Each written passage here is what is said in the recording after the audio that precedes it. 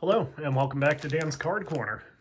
So this time we have 2 packs of Super Mario Brothers trading cards. These are, of course, from Super Mario Brothers the movie. No, not that one.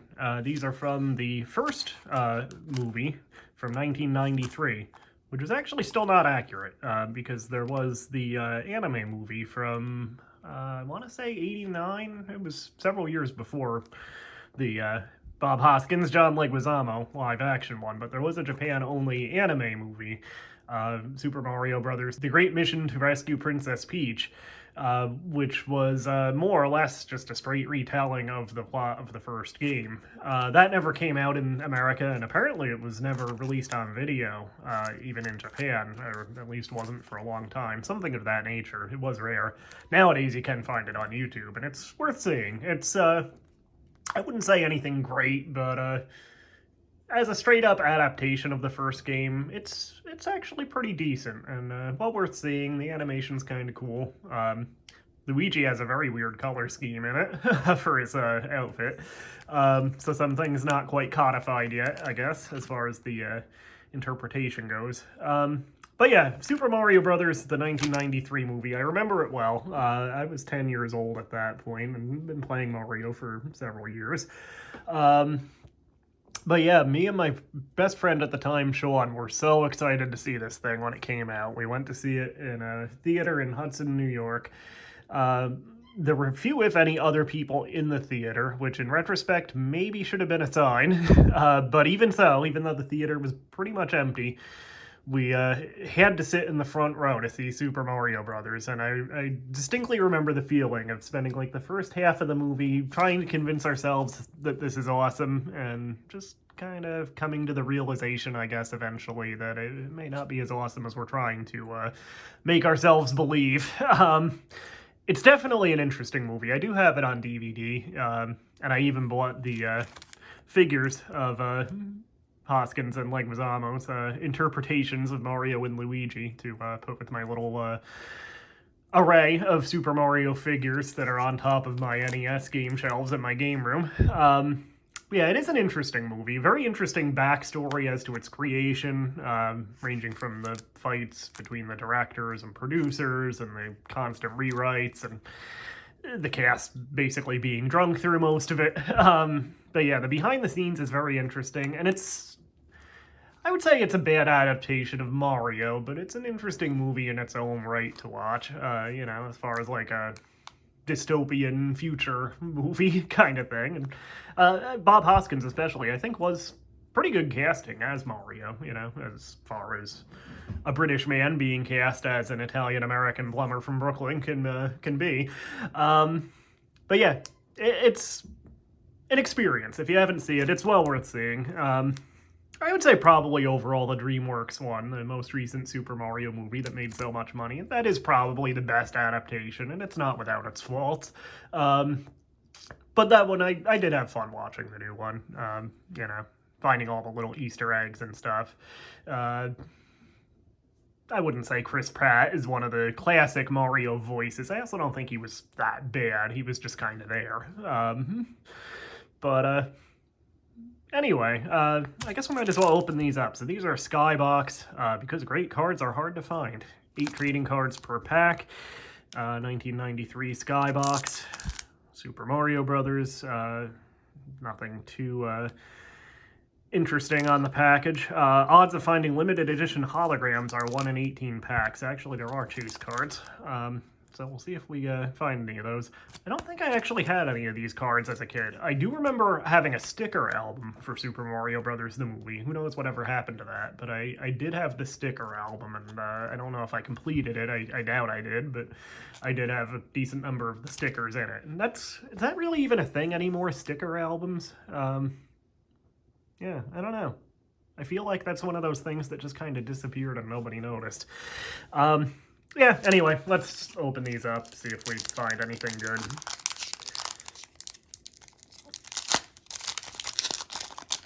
Alright, so I just destroyed that first pack. Oh well. Alright, so we have Koopa Square with Vote for Koopa. Well, you know, I suppose there are worse options, right?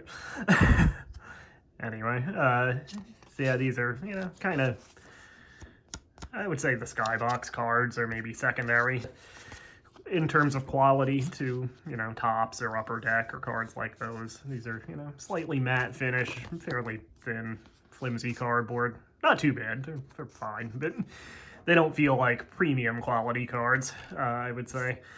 So we have Bertha, a very interesting interpretation of the Big Bertha enemy from the games, considering the Big Bertha enemy in the games was a large fish that kept its children in its own mouth.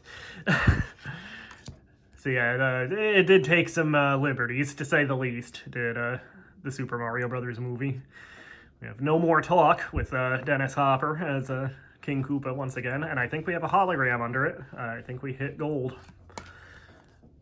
And I can't even see what that is. Oh, it's Yoshi.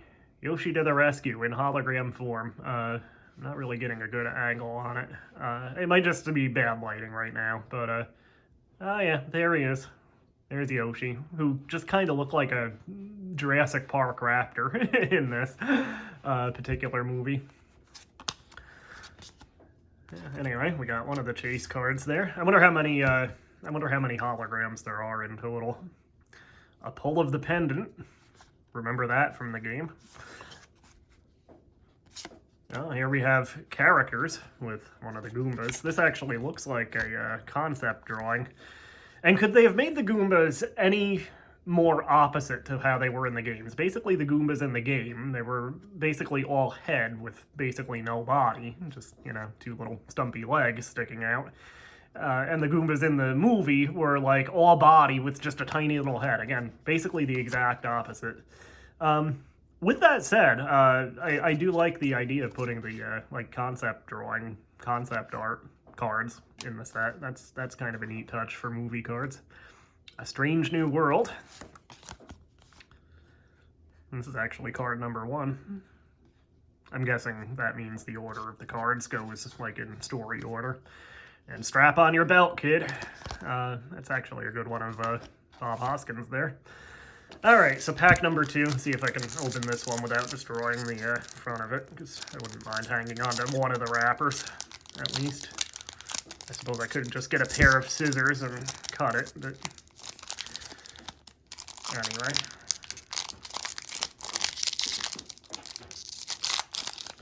There we go. I think I got it. There we go. And I see we have a repeat already. Alright, I didn't destroy that one too bad. There we go. So yeah, strap on your belt, kid. We saw that one already. Sibling car thieves. That's actually a decent shot of both main characters.